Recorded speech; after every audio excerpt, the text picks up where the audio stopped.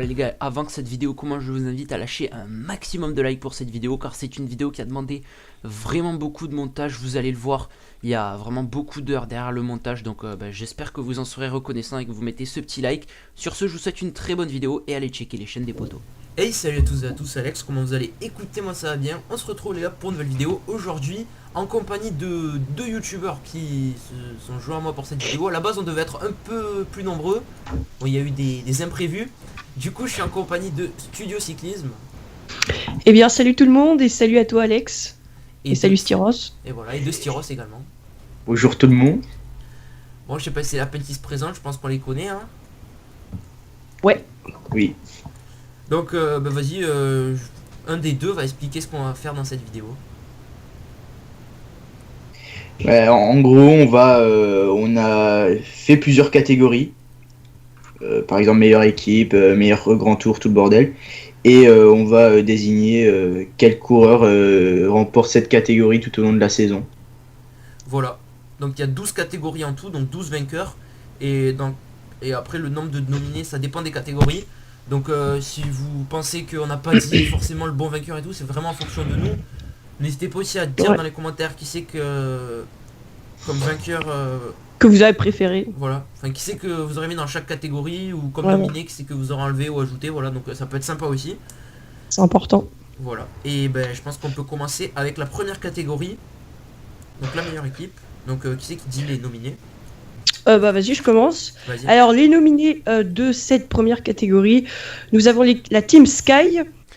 La Team Sky une fois de plus au sommet mondial au palmarès des meilleures équipes, avec notamment la victoire de Christopher Froome sur le Tour de France, sa deuxième place également sur la Vuelta, la victoire de Wout Poels sur le Liège-Bastogne-Liège, les nombreuses victoires de tous leurs coureurs et bien sûr l'équipe Sky toujours très très forte en montagne comme on l'a pu le voir sur le Tour de France. L'équipe Movistar. Comment passer à côté de l'équipe Movistar en 2016 avec la victoire de Valverde sur la Flèche Wallonne, la victoire de Nairo Quintana sur la Vuelta, Valverde qui a été très costaud sur les 3 grands tours où il fait quasiment les 3 fois le top 10. Voilà, donc vraiment une très très grosse saison pour l'équipe Movistar, remplie de bonnes choses avec un grand tour notamment et un podium aussi pour Valverde sur le Giro et podium de Quintana sur le Tour de France. Et Valverde qui quand même fait un nouveau top 10 sur un grand tour, donc l'équipe Movistar encore une fois de plus au sommet. La Astana. L'équipe Astana une nouvelle fois de plus au sommet en 2016 avec la victoire de Nibali sur le Giro, vraiment très costaud. Les jeunes qui ont émergé dans cette équipe, notamment Miguel Angel Lopez qui a quand même remporté le classement général du Tour de Suisse devant notamment des TJ Van Garderen ou des Warren Barguil. Sur le Tour de France, Fabio Aru un petit peu décevant, mais bon, il a quand même fait un bon Tour de France Fabio Aru, même s'il ne termine pas dans le top 10. Avec aussi une victoire sur le Dauphiné pour Fabio Aru et de nombreuses victoires. Donc l'équipe Astana qui peut prétendre à cette place et à ce titre de meilleure équipe en 2016. La Tinkoff. La Tinkoff, quelle équipe en 2016 avec un Peter Sagan exceptionnel qui a raflé, on ne dira même pas le nombre de victoires de Sagan.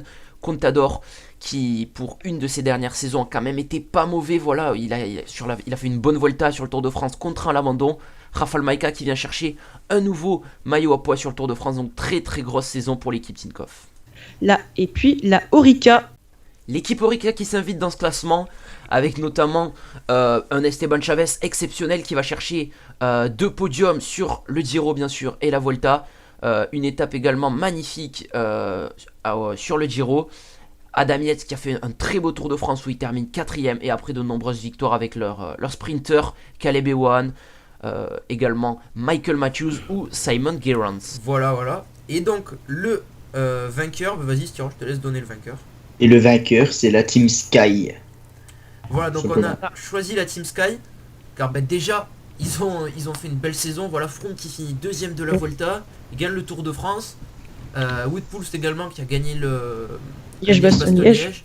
Victoire de Geraint Thomas sur le Paris-Nice entre autres. Donc déjà ils ont fait une grosse saison avec beaucoup de victoires, mais aussi c'est vraiment l'équipe la plus forte je pense.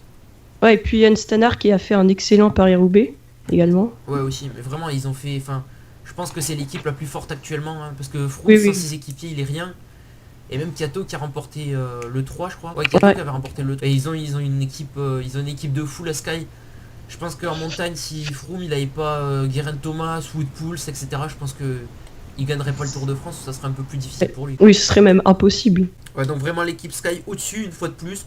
Donc voilà pourquoi on a décidé de les mettre en vainqueur. Nous passons directement à la deuxième catégorie où nous allons devoir voter pour le meilleur grand tour de l'année 2016. Donc bien sûr, hein, c'est le Giro, le Tour de France ou la Vuelta. Donc du coup je vais donner le vainqueur et Tyros expliquera pourquoi. Donc le vainqueur c'est donc la Vuelta, voilà, donc la Vuelta qui remporte ce trophée. La Vuelta, je vais pas trop... parce que moi je l'ai pas regardé la Vuelta. Mais je pense que c'est celle où il y a eu le plus de spectacles, le plus de suspense. On a eu la bataille Froome-Quintana alors que sur le Tour c'était un peu... c'était plat. Sur le Giro il y avait un peu plus de spectacles. Mais la Vuelta vraiment c'est le grand tour où je pense on s'ennuyait le moins et puis voilà. Ouais c'est vrai, sur toutes les étapes il y avait des attaques et tout. Et ça s'est joué quasiment jusqu'à la dernière étape. Et il y avait vraiment ce duel Quintana-Froome avec une équipe Sky déjà un petit peu moins forte. Donc du coup c'était... il y avait un peu plus de spectacle, il n'y avait pas une équipe qui cadenassait la course. Le parcours aussi. Ouais, le parcours aussi était mieux que sur les deux autres tours je pense. Et puis là il y a eu du suspense jusqu'au bout, pas comme sur le Tour de France. Ouais c'est vrai que ça a été cool. Avec de belles étapes aussi, des étapes où avec dès le début et tout. Avec Esteban Chavez qui termine 3ème. Ouais aussi sur la dernière étape Chavez qui prend la place de Contador, ouais. Du coup la troisième catégorie qui est donc le duo de commentateurs, voilà, donc c'est un petit peu original. Donc on a les deux commentateurs de France Télé, donc on a Thierry Adam et Laurent Jalabert, que vous connaissez tous. Ensuite on a les commentateurs de Beansport, Emmanuel Barthes et Cédric Vasseur. Et les commentateurs de Eurosport, Jackie Durand et Richard Virenque. Eh bien, les commentateurs que nous avons sélectionnés sont les commentateurs de la beIN Sport, donc Emmanuel Barthes et Cédric Vasseur. Simplement parce que c'est le duo qui se complète le mieux, on va dire. Ils se complètent bien quand ils commentent une course. On s'emmerde pas, même sur une étape de plaine de 180 bornes, ils arrivent à faire que la course soit intéressante. Ouais, même sur les championnats du monde, j'avais regardé sur beIN Sport, moi, et ils avaient quasiment pris l'antenne dès le début. Et ils trouvaient tout le temps des choses à dire. Ils sont toujours là pour lancer un petit débat, etc. Et ils répondent en plus souvent. Donc je trouve qu'il y a une meilleure interaction avec eux. Et en plus je trouve qu'ils sont cool, ils se prennent pas la tête. Et voilà. Dans la catégorie meilleure course ou étape, il y a l'étape de la Vuelta de Formigal, l'étape 19 du Tour de France, Paris-Roubaix, le Tour de Lombardie. La course ou l'étape que nous avons préférée cette année, c'est le Paris-Roubaix tout simplement. Donc je vais laisser Studio Cyclisme expliquer notre choix. Oui, tout simplement parce que c'était la classique où il y a eu le plus de spectacles, la course où il y a eu le plus de spectacles avec une victoire qu'on pourrait dire inattendue de Mathieu Eman. Donc c'est vrai que il y a eu beaucoup de suspense, même jusqu'au dernier mètre de la course. Voilà, après avec la chute de Fabian Cancellara. De toute façon, le Paris-Roubaix c'est toujours intéressant, mais cette année il a été vraiment très agréable à suivre et c'était un magnifique spectacle. C'est vrai que dès le début, il y a eu du suspense dès le début, donc c'était ça qui était cool. Avec Peter Sagan, qui a été lâché dès le début. Hein. Enfin, après la c'est vrai que au milieu. Mais la cinquième catégorie qui va donc récompenser le meilleur jeune. Cette fois-ci, on ne va pas récompenser soit une équipe, soit une course, soit un duo, etc. On va donc récompenser un coureur et le premier les nominés dans cette catégorie du meilleur jeune sont Adam Yates.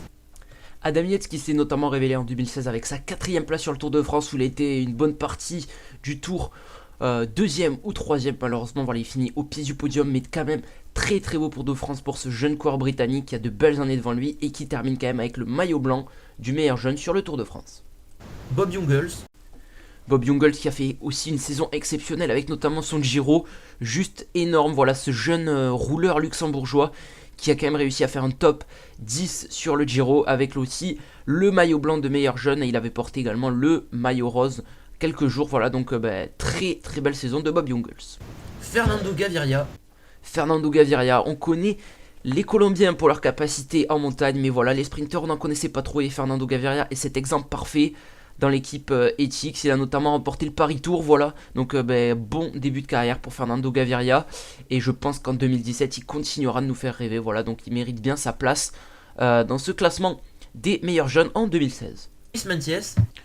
On connaissait déjà le grimpeur sud-africain Luis Mentiès en 2015 quand il était dans l'équipe MTN Kubeka. En 2016, il est donc passé dans l'équipe Lamprey où il a fait un très très bon Tour de France, mais aussi un très bon Dauphiné. Voilà, donc il mérite sa place, Luis Mentiès, qui continuera de progresser, je pense, en 2017.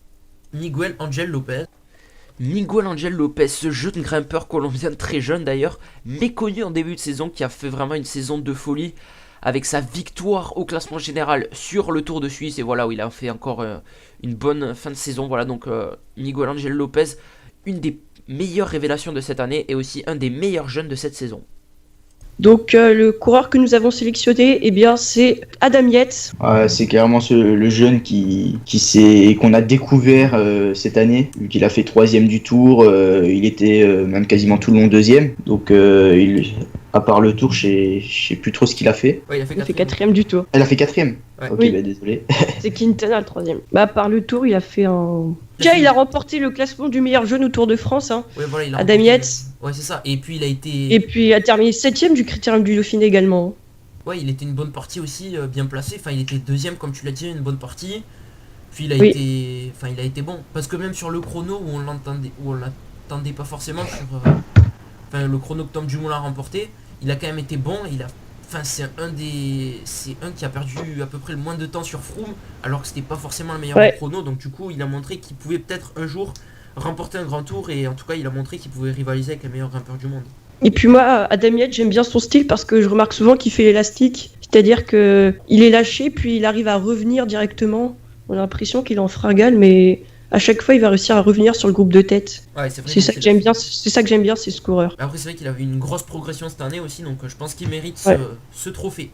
On a vu, c'est un futur coureur qui va remporter un grand tour dans l'avenir. Du coup, nous passons à la 6e catégorie, donc permettant d'élire le meilleur vétéran de l'année. Donc tout simplement, le meilleur coureur, donc un ancien coureur, si on peut dire ça comme ça.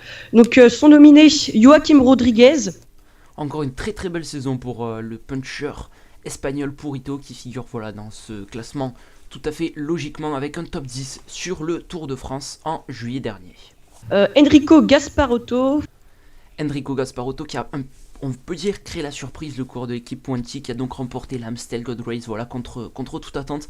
Mais voilà, belle victoire de Gasparotto qui a donc dédié la victoire à son coéquipier disparu quelques jours auparavant.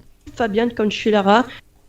2016 a été une saison exceptionnelle pour Fabian Cancellara, dernière saison pour cette légende au sein du peloton professionnel, avec donc une victoire sur l'Estrade Bianche, une 2e place notamment sur le Tour des Flandres, beaucoup de victoires aussi remportées, et les Jeux Olympiques du contre-la-montre. Voilà, donc il termine bien sa saison, il avait bien commencé aussi, donc voilà, grosse saison de Fabian Cancellara en 2016. Et enfin le Belge Tom Boonen. Tom Boonen qui a eu une nouvelle fois de plus, c'était énorme, il était pas loin de rentrer dans la légende sur le Paris-Roubaix où il termine 2e derrière Mathieu Heyman après de nombreuses belles victoires, voilà, et il tentera de remporter un nouveau Paris-Roubaix en 2017 qui sera sa dernière saison au sein du peloton professionnel. Et on a décidé de mettre vétéran de l'année Fabian Cancellara. Voilà, donc Fabian Cancellara qui a quand même remporté les Jeux Olympiques pour sa dernière saison. Donc c'est quand même c'est quand même déjà un très beau titre pour lui, parce que déjà dernière saison, il y en a beaucoup qui enterraient Fabian Cancellara. Il a quand même réussi à claquer le titre devant Dumoulin et Froome, donc c'est pas n'importe quoi. Après il a quand même fini 2e du Tour des Flandres, où il a quand même été pas mauvais. Ouais. Sur le Gent-Wevelgem, il a été très costaud aussi avec Sagan et tout, où il a quand même beaucoup roulé dans le groupe avec Sagan. Mais après c'est Sagan qui gagne, mais il a bien travaillé. Je crois qu'il a fini 4e d'ailleurs du Gent-Wevelgem. Ouais, il a terminé 4e. Et après il a fait... 4e du Grand Prix E3 également. Ouais, voilà, donc après il a fait une bonne saison quand même. Il a remporté un chrono aussi sur le Tirreno Adriatico L'Estrade Bianche. et le prologue du Tour de Suisse également. Donc grosse saison de Fabian Cancellara pour sa dernière. Je pense qu'il mérite ce titre. Ouais, il mérite amplement. Allez, 7e catégorie qui récompense donc le meilleur français de cette année. On a donc, bien sûr, je pense que vous vous en doutez, le coureur français, donc Romain Bardet. Romain Bardet, un des meilleurs français de cette saison 2016, voilà, avec sa 2e place sur le Tour de France, sa 2e place sur le Dauphiné, 4e du Tour de Lombardie, voilà, donc un Romain Bardet exceptionnel en 2016 qui a une fois de plus élevé son niveau. On l'attend au tournant en 2017 pour pourquoi pas une victoire sur un grand tour. Arnaud Démare. Comment passer à côté d'Arnaud Démare en 2016 ? Il a frôlé une victoire d'étape sur le Giro, il a quand même remporté un monument, le Milan-San Remo. Voilà, donc c'est exceptionnel ce qu'a fait Arnaud Démare. Ça faisait très longtemps qu'un Français n'avait pas remporté un monument. Et voilà, Arnaud Démare l'a fait cette année et il a montré que c'était un des meilleurs sprinteurs français du moment. Julien Alaphilippe. Julien Alaphilippe, une fois de plus, deuxième au sommet du mur de Huy sur la Flèche Wallonne, voilà. Mais il a quand même remporté le classement général du Tour de Californie. Passe beaucoup de fois pas loin de la victoire sur le Tour de France, voilà. Donc il mérite d'être nominé dans ce classement, voilà. Donc grosse saison également de Julien Alaphilippe qui pourra pourquoi pas aller chercher une classique ardennaise l'année prochaine. Et Brian Cocard. Brian Cocard, ce jeune sprinter français qui s'est montré une fois de plus meilleur en 2016, voilà, avec quelques victoires, pas loin de la victoire sur le Tour de France, c'était sur la quatrième étape avec Marcel Kittel, voilà, et après il passe pas loin de nombreuses fois, il gagne aussi, donc Brian Cocard qui est un des meilleurs sprinteurs français actuellement. Et donc nous avons choisi Romain Bardet, hein. C'est tout simplement celui qui a réalisé la meilleure saison. Je sais pas ce que tu en penses, Tyros. Bah oui, clairement, un deuxième du Dauphiné et du Tour. Parce qu'on oublie souvent qu'il a fait deuxième du Dauphiné. C'est quand même pas rien de faire Dauphiné Tour bien placé. Ensuite, il a quand même fait d'autres belles courses par étape durant l'année. Ouais. Il a été complet. C'est un des coureurs français ayant le meilleur palmarès de ces dernières années, hein. Et après, c'est quand même aussi un des seuls qui a attaqué Froome sur le Tour et un des seuls ouais. Puis il a fait 4ème du Tour de Lombardie, hein. Ça c'est pas rien non plus. Ouais aussi. Ouais, donc Et grosse puis... saison de Romain Bardet. Et après même Arnaud Démare aussi, voilà, qui a été pas mal cette année en remportant quand même un monument, donc c'est pas rien. Et bon voilà. Et Romain Bardet, je trouve que c'est le meilleur français de cette saison. Il a fait une étape de folie, hein, sur la 19ème étape du Tour de France avec Michael Chirel. Ouais, c'est vrai qu'ils ont été costauds. C'était un régal cette étape. La catégorie du meilleur puncher, où donc nous avons nominé les coureurs Alejandro Valverde. Alejandro Valverde une fois de plus sur le toit du monde des punchers, voilà, une saison de plus marquée par les victoires, notamment sa victoire au sommet du mur de Huy, une fois de plus sur la Flèche Wallonne qui le permet de rentrer un peu plus dans l'histoire du cyclisme. Dan Martin s'est parfaitement intégré à son équipe Ethics en 2016 puisqu'il finit 3ème de la Flèche Wallonne et sur d'autres classiques ardennaises il a été très très costaud ainsi que toute sa saison qui fut très très bonne. Julien Alaphilippe, une fois de plus 2ème au sommet du mur de Huy sur la Flèche Wallonne, voilà. Wout Poels a vraiment montré que c'était un des meilleurs punchers du monde puisqu'il a remporté cette année le Liège-Bastogne-Liège, voilà, une des plus grandes courses au monde, un monument, voilà, donc Wout Poels qui a remporté cette classique et aussi qui a beaucoup aidé Christopher Froome sur le Tour de France, voilà, donc c'est un très bon puncher grimpeur et un très très grand coureur. Le vainqueur, c'est Alejandro Valverde. Ouais, Alejandro Valverde, bon, je pense qu'il n'y a pas de grande surprise qu'on le retrouve à ce niveau-là. Il a quand même encore une fois de plus remporté la Flèche Wallonne. Voilà, cette année, il était encore une fois très costaud. Il a encore fait de grosses étapes, Valverde. Il finit quand même 3ème du Giro. Donc, non, 2ème du Giro. Ou 3ème. Non, 3ème. Oui. 3ème, c'est 2ème Chavez. Ouais, c'est vrai. Non, Il est entré dans la légende de la Flèche Wallonne, hein. C'est le coureur ayant remporté le plus de Flèche Wallonne. Ouais, voilà. Et après, même, sur beaucoup d'étapes, il est costaud sur le Tour de France. On voit qu'il fait encore un top 10 sur le Tour de France. Ouais, 6ème. Il a bien aidé Quintana quand même des fois. Après, il y a beaucoup de classiques où il est très costaud et même des courses à étapes où il est énorme, quoi. C'est un coureur complet, hein. Il sait tout faire. Il est aussi bon dans le sprint que dans la montagne, que sur les côtes. Et il a remporté aussi une belle étape sur le Giro. Ouais. Où il était avec Kreuzweig. C'était la 16ème étape. Ouais, peut-être, c'était où il était seul devant avec Kreuzweig. Je crois qu'il y avait Zakharine aussi. Ouais. Donc ouais, voilà, il mérite ce titre. Oui. Donc on va passer à la prochaine catégorie. Donc la catégorie du meilleur sprinter, on a Mark Cavendish.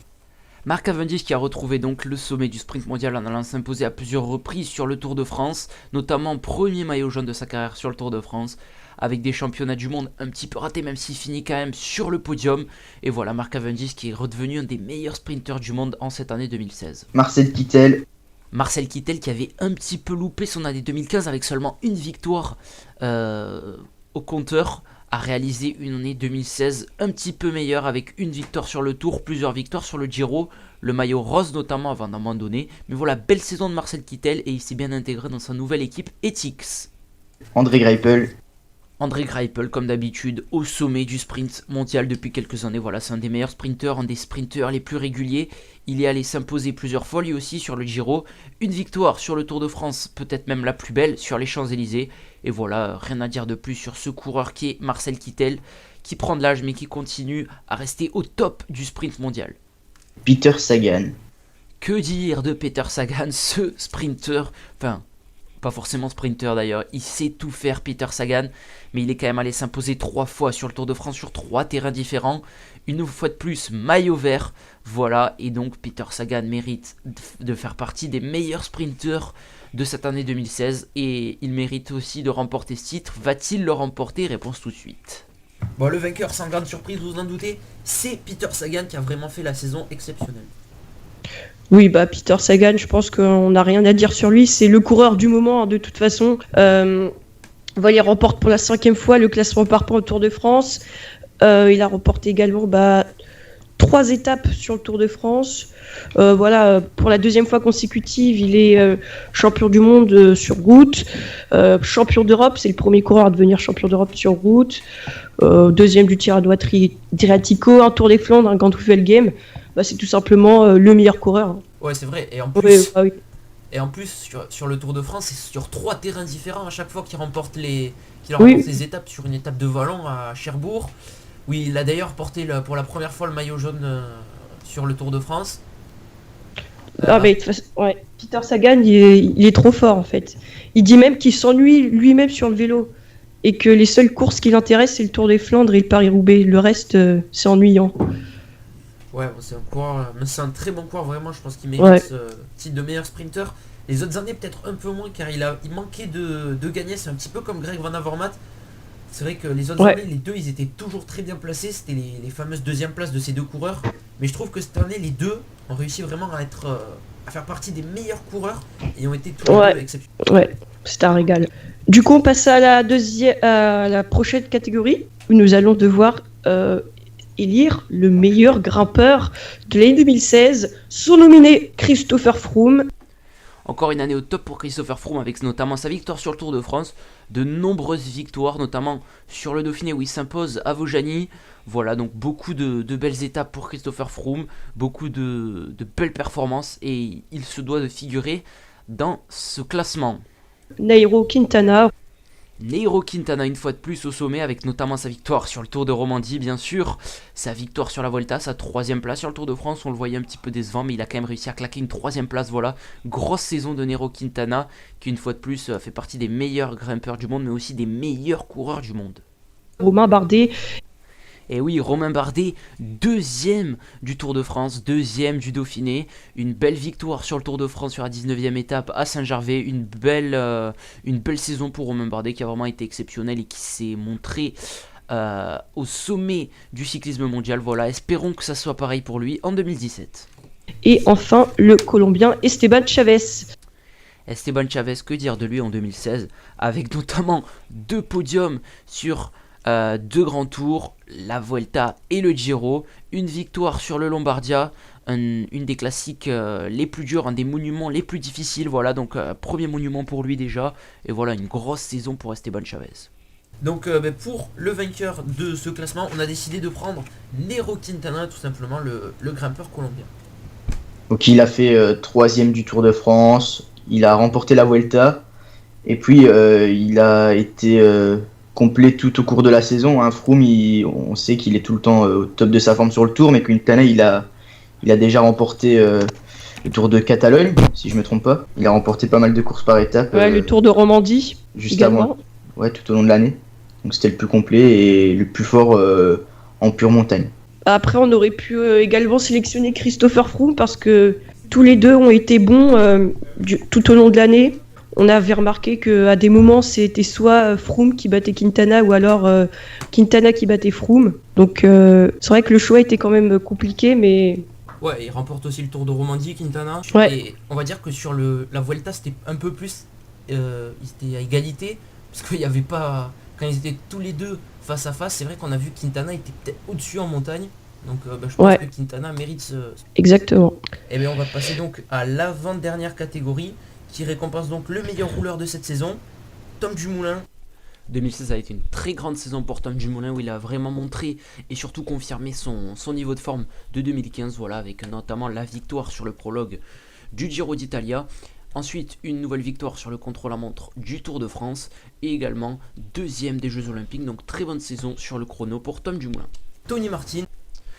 Tony Martin, voilà, il commence à prendre de l'âge, mais il est toujours au top du niveau mondial sur le contre-la-montre avec notamment sa victoire sur les championnats du monde. Il faisait partie des favoris certes, mais on mettait peut-être plus sur un Tom Dumoulin. Et finalement, Tony Martin qui nous a sorti un très bon championnat du monde où il va donc chercher la victoire et il portera ce maillot de champion du monde sous ses nouvelles couleurs de la Katusha en 2017. Chris Froome. Christopher Froome qui a prouvé en 2016 qu'on pouvait l'attendre sur les contre-la-montre avec notamment sa victoire sur le Tour de France sur le très très difficile chrono de Megève. Ensuite également troisième des Jeux Olympiques, voilà, donc il bat de nombreux rouleurs et il finit quand même troisième des Jeux Olympiques, voilà. Et Christopher Froome toujours au top sur les chronos, c'est peut-être le meilleur rouleur grimpeur, voilà, donc c'est pour ça qu'il arrive à remporter tous ses tours. Et Fabian Cancellara sont nominés. Fabian Cancellara pour sa dernière saison qui a fait une très très bonne saison au point de vue du chrono puisqu'il remporte les Jeux Olympiques, voilà, c'était un petit peu inattendu qu'il remporte ces Jeux Olympiques. Il n'y a pas beaucoup de monde qui le voyait vainqueur. Finalement, il s'impose et il remporte aussi quelques petits chronos par-ci par-là dans l'année. Donc voilà, très très bonne fin de saison pour Fabian Cancellara sur peut-être l'épreuve où il est le plus fort. Et le vainqueur, c'est Tom Dumoulin. Oui, Tom Dumoulin qui a réalisé une excellente saison cette année en remportant notamment le contre-la-montre du Tour d'Italie. Il est également champion du contre-la-montre des Pays-Bas. Voilà, médaillé d'argent au championnat de contre-la-montre des Jeux Olympiques. Voilà, donc il a réalisé une excellente saison dans le domaine du chrono. Donc voilà, je sais pas ce que tu en penses, Alex Styros. Ouais, c'est vrai qu'il a fait une bonne saison une fois de plus. Il a montré qu'il était un des meilleurs rouleurs de la planète. Il a gagné aussi le contre-la-montre difficile en Ardèche sur le Tour de France, où il y a quand même Chris Froome qui fait deuxième. Chris Froome qui a fait une grosse saison aussi en chrono. Et il a vraiment été fort. Et je pense que la saison prochaine, il va peut-être encore monter en puissance, même si son objectif la saison prochaine c'est plus les grands tours. Mais je pense qu'il pourrait pourquoi pas devenir champion du monde dès la saison prochaine. Ouais, et le tracé du Tour de France 2017, il pourrait lui correspondre. Hein. Ouais, parce que comme il n'y a pas énormément de montagnes, je pense que ça pourrait lui convenir. Tout part, c'est ce qu'avait dit Romain Bardet. Moi je suis d'accord. Hein. Je pense que maintenant, ce qui lui manque, c'est juste le championnat du monde de chrono. Et après, il aura tout gagné. Ouais, après, je pense qu'il peut gagner un grand tour aussi bientôt, là. Enfin, d'ici quelques années encore. Je pense qu'il peut. L'année dernière, il a failli remporter la Vuelta. Hein. Ouais, un peu tel un Bradley Wiggins, en fait, qui était plus un rouleur de base et qui est devenu... Ouais. Voilà. Il est encore jeune, de toute façon, Tom Dumoulin, donc il a de l'avenir devant lui. Hein. Ouais, voilà, c'est ça. Et bien, on va passer à la dernière catégorie de cette vidéo, qui est donc tout simplement le meilleur coureur de cette saison 2016. On a donc Peter Sagan. Peter Sagan qui fait une fois partie des meilleurs coureurs de cette saison 2016 avec notamment son premier monument remporté cette année sur le Tour des Flandres, son titre conservé sur les championnats du monde, c'était pas facile, il y avait beaucoup de concurrence. Et également ses victoires sur le Tour de France, sur beaucoup d'autres courses et également un nouveau maillot vert à son palmarès. C'est vraiment exceptionnel cette saison de Peter Sagan. Greg Van Avermaet. On était habitué aux deuxième place de Greg Van Avermaet, mais cette année, tout comme Peter Sagan, il a su se révéler et devenir un des meilleurs coureurs du monde, voilà, avec de nombreuses victoires. Il a réussi à décrocher pas mal de victoires, et notamment le Graal en étant bien sûr champion olympique sur route à Rio, alors que c'était pas forcément lui le favori. Voilà, il a déjoué un petit peu tous les pronostics et s'imposer à Rio pour être le nouveau champion olympique durant 4 ans. Chris Froome. Une nouvelle saison parfaite pour Christopher Froome avec sa victoire bien sûr sur le Tour de France, sa deuxième place sur la Vuelta et une saison marquée par d'autres victoires, notamment le Dauphiné, aussi une deuxième place au championnat olympique du contre-la-montre. Voilà, donc beaucoup de belles choses pour Christopher Froome cette saison et il est encore une nouvelle fois de plus au sommet du cyclisme mondial. Esteban Chavez. Esteban Chavez, voilà, c'était un coureur, on va pas dire inconnu, mais peu connu au début de cette saison. Et il a su montrer qu'il pouvait faire partie des meilleurs coureurs en allant chercher notamment 2 podiums sur les grands tours. Voilà, son premier monument alors qu'il est très très jeune. Et voilà, il a de belles victoires d'étape également. Donc Esteban Chavez qui pourra prétendre, je pense, dans quelques années à un grand tour, voire voilà, conserver son titre sur le Lombardia l'année prochaine. Voilà, donc grosse saison 2016 pour Esteban Chavez. Nairo Quintana. Certes, Nairo Quintana a été décevant sur son Tour de France, où il termine quand même 3ème, c'est quand même une fois de plus énorme. 3 Tours de France disputés, 3 podiums. Voilà, peut-être l'année 2017 sera la bonne pour lui. Mais également une deuxième victoire sur un grand tour après le Giro en 2014. C'est le Tour d'Espagne cette saison, voilà. Avec également un Tour de Romandie, 2 belles victoires d'étape. Voilà, donc Nairo Quintana qui fait partie des meilleurs coureurs de cette saison 2016. Eh bien, c'est Peter Sagan, le meilleur coureur de l'année. C'était sa saison, hein. C'est sa meilleure saison depuis qu'il est dans les pelotons. On l'a dit tout à l'heure, hein, il a double champion du monde, champion d'Europe, un 5e maillot vert, il a tout gagné cette saison. Oui, c'est clairement le plus fort de coureur de l'année. Hein. Là, c'était obligé que ce soit lui qui remporte ce trophée. Ouais, c'est vrai que c'est la saison Sagan, hein, vraiment il a été énorme. Greg Van Avermaet aussi qui a fait une bonne saison. Je pense que c'est les 2 meilleurs coureurs de cette saison. Mais étant donné que Sagan a quand même remporté une fois de plus le maillot vert, 3 étapes sur le tour, doublé au championnat du monde, voilà, je pense que là on pouvait pas dire plus, c'est que c'est vraiment le meilleur coureur de cette saison. Ouais. Voilà. Et donc après on peut dire aussi des coureurs qui ont été costauds cette saison. C'est vrai qu'il y a Esteban Chavez qui a fait une très bonne saison cette saison. Ouais. Il est jeune, hein, seulement 26 ans également. Ouais. Bah donc voilà, c'est fini, on a à peu près fait le tour. On n'a pas voulu mettre non plus trop de catégories pour pas que ça fasse trop chargé. Voilà, il y a 12 catégories, donc c'est déjà pas mal. Et voilà, j'espère que ça vous a plu. N'hésitez pas, comme je l'ai dit, comme on l'a dit en début de vidéo, à mettre dans les commentaires ce que vous avez vous pensé, que peut-être que vous aurez ajouté. Si vous pensez par exemple que c'est pas Romain Bardet le meilleur français de l'année, etc. ou quoi, ou vous voulez changer des choses, n'hésitez pas à le faire savoir. Voilà. Ouais. Donc je sais pas si vous avez quelque chose vous à rajouter ou pas. Bah c'était sympa et on espère que ça a plu à tout le monde. Ouais voilà, donc j'espère aussi que ça vous a plu, c'était un petit truc sympathique, ça sort comme ça du gameplay etc. et ça fait un peu une vidéo je trouve originale. Ouais. Donc n'hésitez pas à dire ce que vous en avez pensé comme je l'ai dit dans les commentaires de dire les coureurs que vous voyez vous gagner. Voilà, d'aller checker les chaînes des potos si vous n'êtes pas abonné et ben voilà, moi je vous dis donc à la prochaine les gars. Salut tout le monde. Salut tout le monde.